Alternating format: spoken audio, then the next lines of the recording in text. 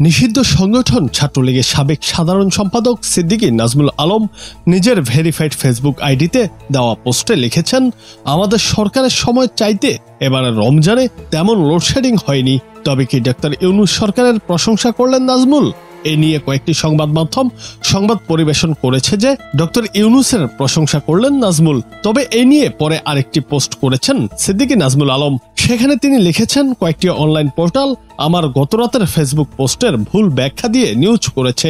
এটা বিদ্যুৎ চোর বিপু গংদের আরেকটা কৌশল। আমি কোথাও ইউনূস সরকারের প্রশংসা করিনি।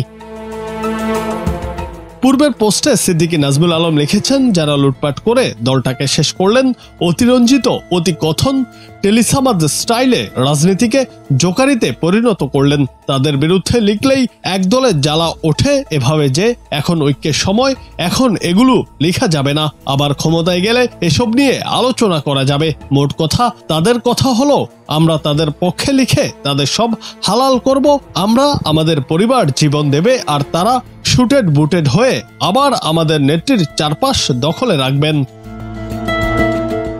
তিনি লেখেন, অনেকদিন নিঃশ্বাস বন্ধ রেখে চুপ থাকলাম, কিন্তু আমার মাথায় আসে না আমাদের নেত্রী ঘরে ঘরে বিদ্যুৎ পৌঁছানোর লক্ষ্যে বিদ্যুৎ সেক্টরে অভূতপূর্ব উন্নতি সাধন করেছেন, কিন্তু আমাদের সরকারের সময় চাইতে এবারে রমজানে তেমন লোডশেডিং হয়নি। তার মানে হলো শেখ হাসিনা চোখ ফাঁকি দিয়ে বিদ্যুৎ চোর বিপু এবং কিছু বিদ্যুৎ চোর আমলাদের সমন্বয়ে কৃত্রিম লোডশেডিং তৈরি করত, নিজেদের পছন্দের পাওয়ার প্ল্যান্ট ব্যবসায়ীদের রমরমা একচেটিয়া ব্যবসা করার সুযোগ করে দিত। জুনায়েদ আহমেদ, বাংলা টিভি।